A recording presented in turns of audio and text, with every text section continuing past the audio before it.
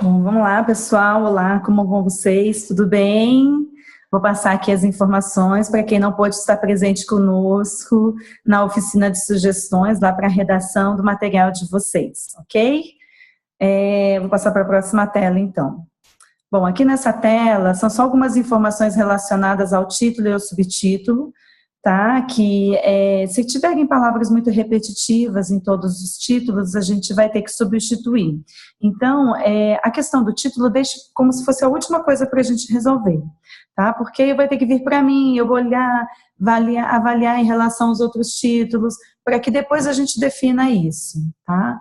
Em relação aos subtítulos, colocar os subtítulos em negrito, e em relação aos tópicos, se caso no decorrer de todo o material da dinâmica na produção tiverem tópicos, colocar neste formato, tá? Ou de bolinha ou em números mesmo, porque essas coisinhas a gente vai eliminando e deixando uma padronização de todo o conteúdo, de todos os capítulos, ok? Vou passar para a próxima tela, que nós temos um exemplo aqui de como que poderia ficar o subtítulo, dessas duas maneiras aqui que a gente está vendo dentro dos balões, tá?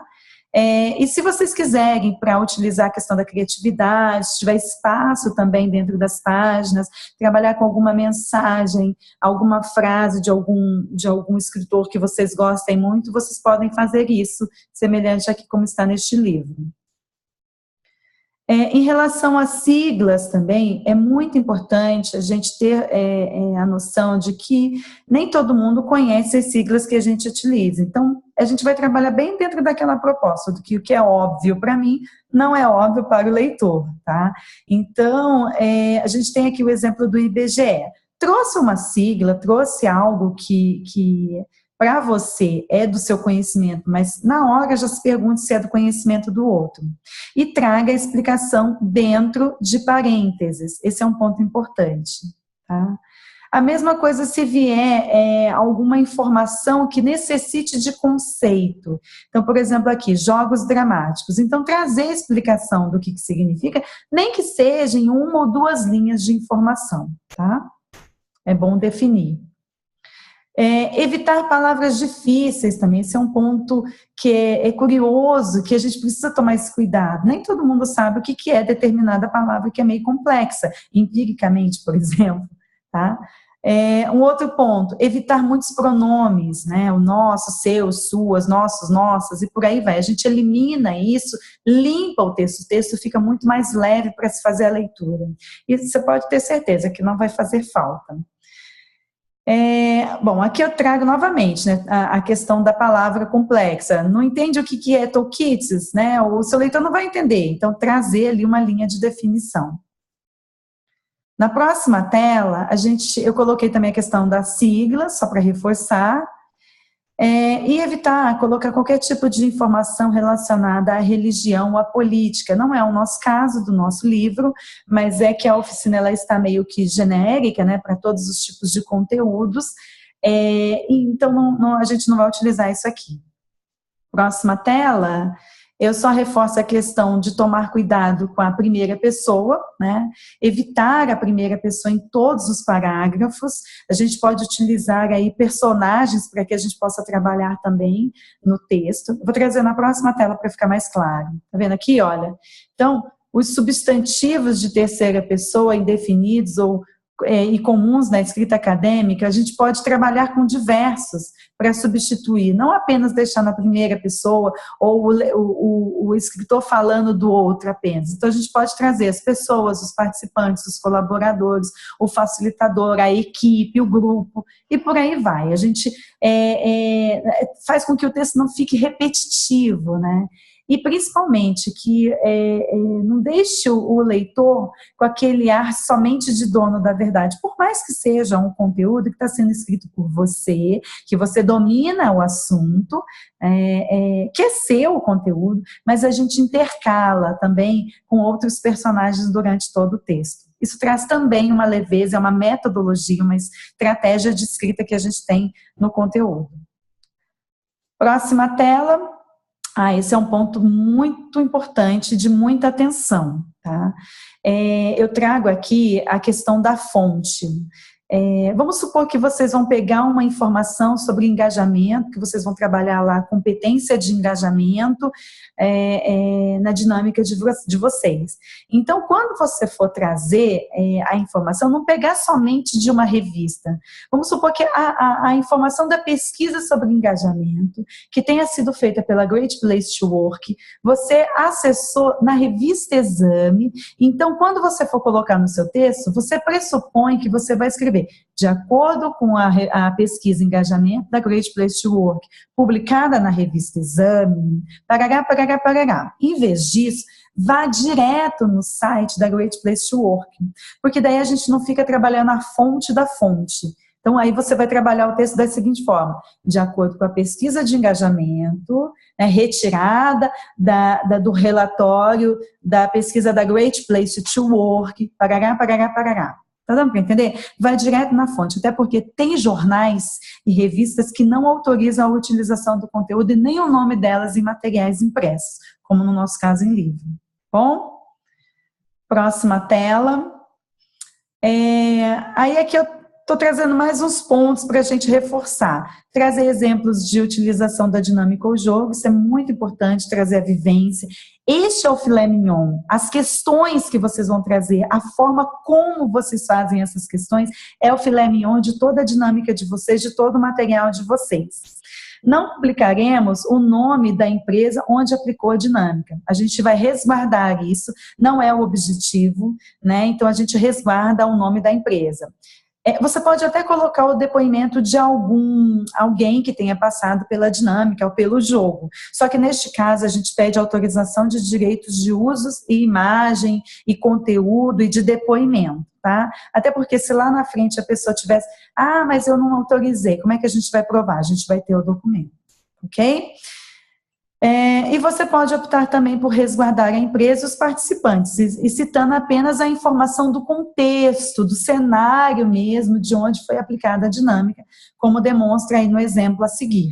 Tá? Então, nós temos aqui, fizemos a aplicação da dinâmica para uma empresa de segmento de call center e participaram da primeira etapa do processo seletivo cerca de 150 candidatos. Foram 30 vagas preenchidas. Após o processo seletivo da dinâmica dos 150, apenas 55 passaram de acordo com as competências analisadas. Aí vem comunicação em sua fala, relacionamento interpessoal e saber trabalhar em equipe. Tá? Então, eu estou trazendo aqui um cenário de como que foi o ambiente, onde foi vivida a dinâmica, sem que eu tenha dado o nome da empresa em si. Tá? Um outro olhar também que é importante é quando for trazer a competência a ser trabalhada, não trazer a competência de modo grávido. A gente usa essa palavra até no coach. Desconstruir o que você de fato está buscando por meio daquela dinâmica ou daquele jogo. Então, por exemplo, aqui eu trouxe um exemplo de comunicação em sua fala. Até porque se a gente falar, estou buscando só comunicação, tá? Comunicação em quê? Comunicação numa apresentação, comunicação no relacionamento com o liderado, comunicação no relacionamento com os líderes acima. Em que, de fato, você está buscando? Comunicação com o cliente, ok? Então, esse é um ponto também para esmiuçar um pouco mais as informações para o nosso leitor. Vou passar de tela. Aqui, a gente talvez não vá usar muito, mas é uma proposta também, se caso vocês tiverem algum pequeno diálogo que queiram acrescentar, então aqui tem um modelinho para vocês seguirem. E aqui é mais umas dicas mesmo, né, do linguista e escritor best-seller Steven Pinker, né, que seja coloquial, visual e simples. Imagine-se que você está numa conversa com um leitor tão capaz quanto você, mas que por sua casualidade não sabe de algumas coisas que você sabe. Por isso que a gente tem que ter sempre esse cuidado do que é óbvio para mim não é o óbvio para o outro. Não confie apenas em si para avaliar a clareza, é importante que você passe o seu artigo. É claro que vocês vão passar para mim, mas passa antes para o marido, para um amigo, para um colega de trabalho, bater um olho final, para que ele observe também se está inteligível, leia em voz alta, esse é um ponto muito importante, isso ajuda a identificar palavras que são muito repetitivas, às vezes no mesmo parágrafo você tem 2, 3 palavras repetitivas, abre lá o dicionário de sinônimos que tem no Google e substitua algumas palavras, claro, de acordo com o que tem a ver ali com o seu parágrafo também, mas isso contribui e te enriquece do ponto de vista de vocabulário também. E não esconda o principal, não coloque nas entrelinhas, não deixe a mensagem subliminar, ok?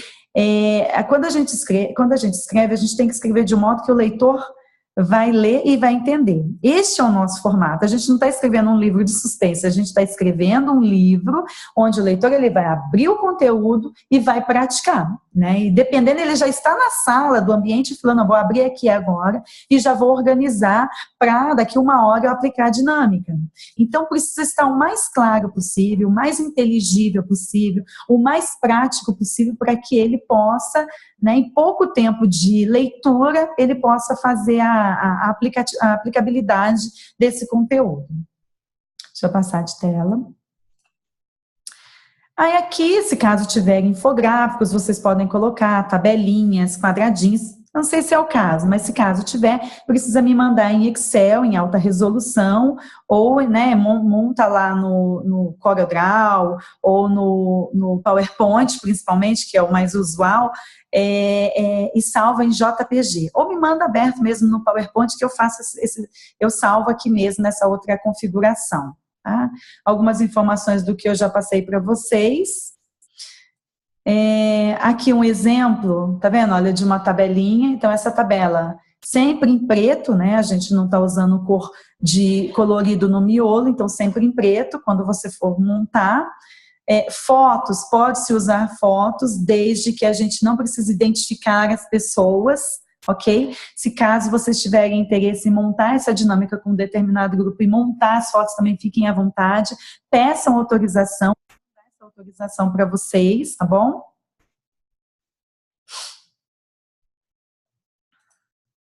E aqui só um exemplo de como que fica a bibliografia, de acordo com as normas da ABNT. Eu tenho elas nessa tela, que vocês vão receber, e eu tenho ela também aqui já como um formato meio que de livro, né? Então, muita atenção ao nome do autor, nem todos os nomes têm acento, ou termina com M ou com N, enfim, que fiquem atentos em relação a isso também. Em relação à webgrafia, que é de site, busquem colocar a data de acesso que vocês acessaram a página, para que eu receba aqui junto ao conteúdo de vocês, para que depois eu organize direitinho no paginador, que é onde eu faço a diagramação mesmo desse material. Aqui é mais uma estratégia que eu trago para vocês de metodologia da pirâmide invertida, que essa é uma técnica de jornalismo, onde as informações mais relevantes ficam no início do texto e as menos relevantes a gente vai deixando para os últimos parágrafos. Então, se você detectou que você quer abrir com um depoimento de quem viveu a dinâmica, joga no início do texto, chama atenção, ou quer abrir com uma parábola, que essa parábola foi a abertura de toda a dinâmica que você vai trabalhar de comunicação, ou que você vai trabalhar com uma técnica de vendas, enfim. Traga essas informações mais relevantes no início, traga o cenário e as menos relevantes lá no final. A gente não costuma utilizar muito aquela ideia de introdução, desenvolvimento e conclusão, não. A gente trabalha mesmo essa proposta de trazer as informações mais relevantes já no início para despertar a curiosidade do leitor, para que ele se mantenha ali fixo e continue a leitura para se trazer a prática mesmo desse exercício que a gente vai levar para ele. Tá bom? Então, é uma proposta mesmo, trazendo aqui, respondendo algumas questões. O que, quem, quando, onde, como e por quê. Vou passar aqui a tela. Bom, aqui é só para a gente encerrar mesmo, né? A gente encerra nesse momento aqui com algumas frases. Eu me coloco à disposição de vocês, se vocês precisarem tirar mais alguma dúvida, a gente faz uma vídeo aqui pelo Zoom Meeting mesmo, tá? Mas foram essas informações que foram passadas no dia da oficina presencial, espero que tenha esclarecido para vocês e qualquer coisa só façam contato. Um abraço e boa escrita a todos.